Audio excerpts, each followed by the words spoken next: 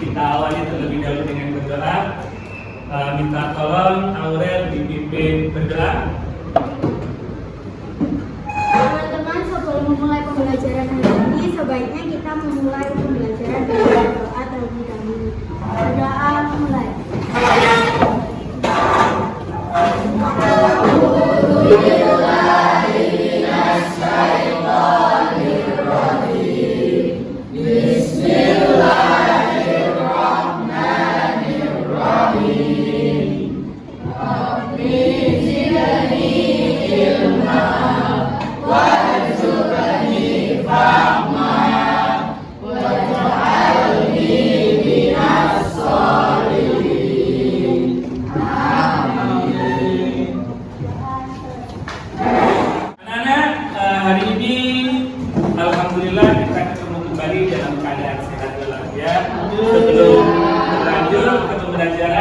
Kira-kira yang tidak masuk ada nggak ya?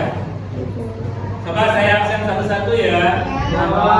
Oke, Aurel, Silvi, Salsa, Dean,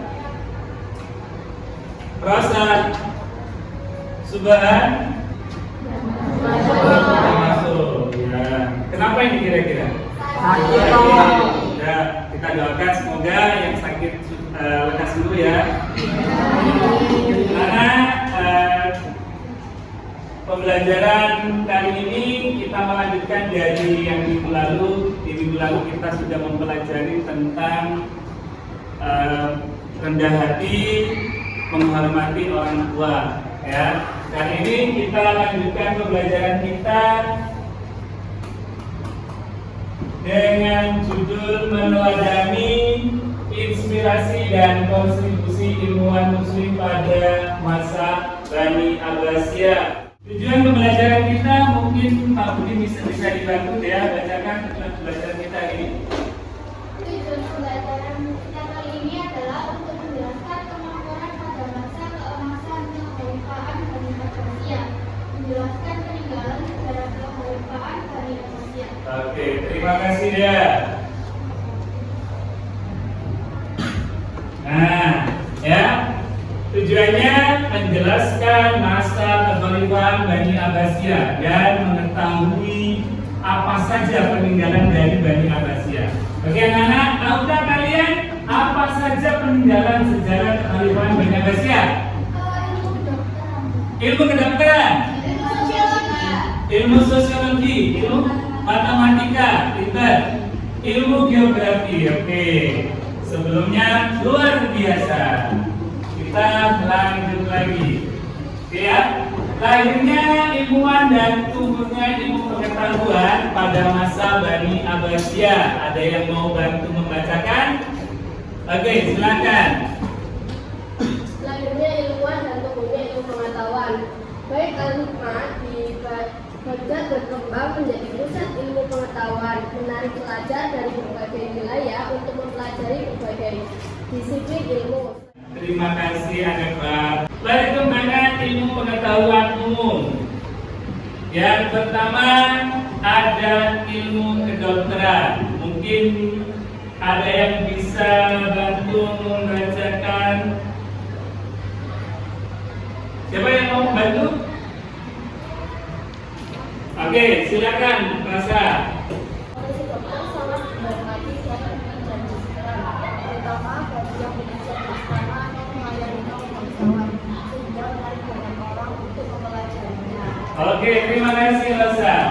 Selanjutnya, rumah sakit pertama di dunia yaitu Islam mendirikan pada awal abad ke-9 ya oleh Khalifah Harun al-Rasyid. Ciri khasnya meliputi bangsal khusus perempuan, apotek sendiri, perpustakaan medis, dan kursus kedokteran untuk pendidikan praktis. Tokoh-tokoh kedokteran terkemuka, yaitu yang pertama ada Ali Al-Tabari, yang kedua ada Al-Razi atau Razes, kemudian yang ketiga ada Ali Ibnu Al-Abbas Al-Majusi, yang disebut dengan Hari Abbas, kemudian yang keempat ada Ibnu Sina atau Abu Sina. Oke, lanjut anak-anak. Selanjutnya yang keempat, ilmu pengetahuan umum lainnya, yaitu meliputi yang pertama ya. Pada masa keemasan Bani Abbasiyah, berbagai bidang ilmu pengetahuan berkembang pesat, meletakkan dasar-dasar metode ilmiah modern. Ilmuwan pada masa itu tidak membatasi diri pada satu disiplin ilmu, ya, sehingga mereka sering memiliki keahlian di berbagai bidang. Beberapa bidang utama yang mendapat perhatian adalah matematika, astronomi, geografi, geologi, kimia, dan sejarah. Selanjutnya yaitu perkembangan ilmu pengetahuan agama. Selain perkembangan ilmu pengetahuan umum, masa dinasti Abbasiyah juga diwarnai dengan perkembangan ilmu pengetahuan agama. Ilmu pengetahuan agama bersumber dari berbagai pengetahuan dalam Islam sendiri, yakni Al-Quran dan hadis Nabi Muhammad SAW. Ilmu kalam adalah cabang ilmu yang membahas tentang Tuhan dan aspek-aspek keyakinan agama, sehingga dikenal juga sebagai ilmu akidah atau ilmu tauhid. Dua, ilmu fikih. Mungkin ada yang mau bantu bacakan? Oke, silakan. Ilmu fikih adalah cabang ilmu yang membahas hukum syariat Islam terkait peribadatan dan interaksi sosial. Ilmu akhlak yang ketiga.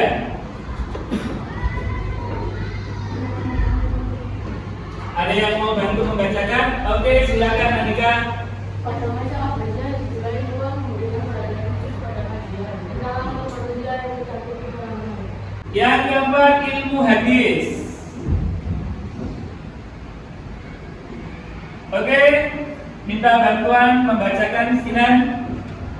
Hadis adalah segala sesuatu yang berasal dari Nabi Muhammad SAW, baik berupa perkataan, perbuatan maupun kebijakan. Setelah wafatnya Nabi, hadis disampaikan secara turun-temurun dalam riwayat dari masa Abbasiyah. Yang keempat, ilmu tafsir.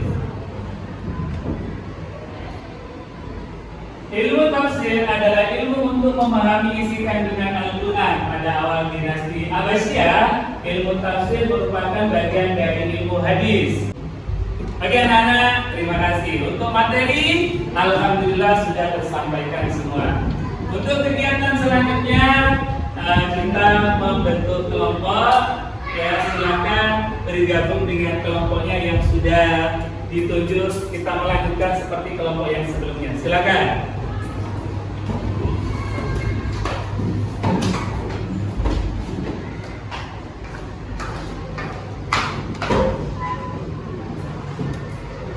Anak-anak, ini lembar tugasnya saya bagikan.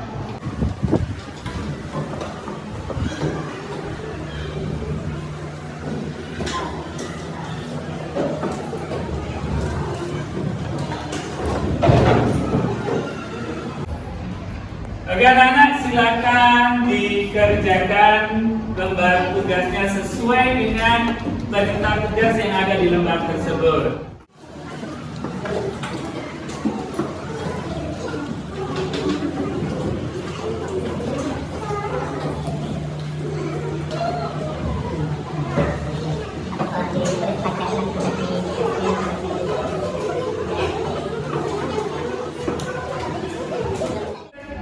Sudah selesai?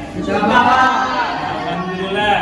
Kalau sudah selesai, berarti waktunya mempresentasikan atau menunjukkan hasil kerjanya masing-masing.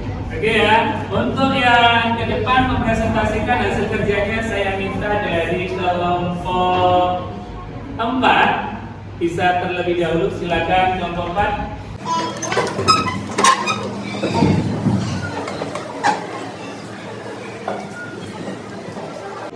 Assalamualaikum warahmatullahi wabarakatuh. Waalaikumsalam warahmatullahi wabarakatuh.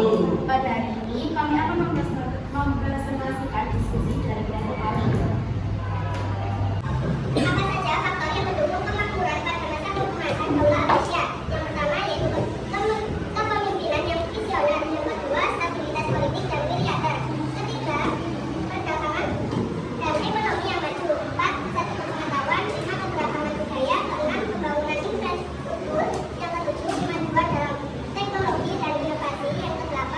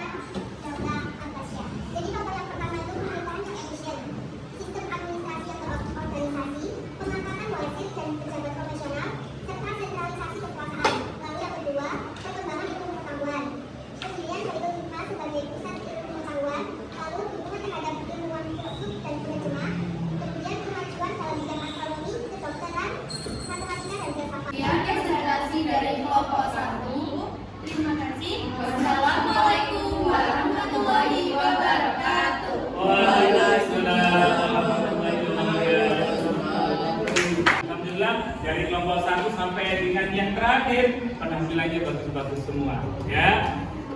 Oke anak-anak, kita lanjutkan dengan kegiatan berikutnya. Kita mengevaluasi dari teman-teman tadi yang tampil, dari kelompok mana yang menurut kalian itu paling oke?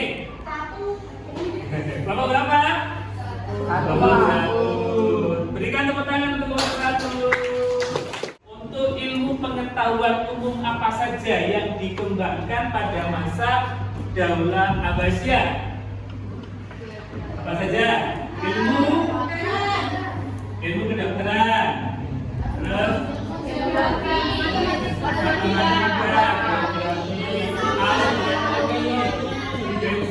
nah itu semuanya adalah ilmu-ilmu yang dikembangkan pada masa Daulah Abbasiyah.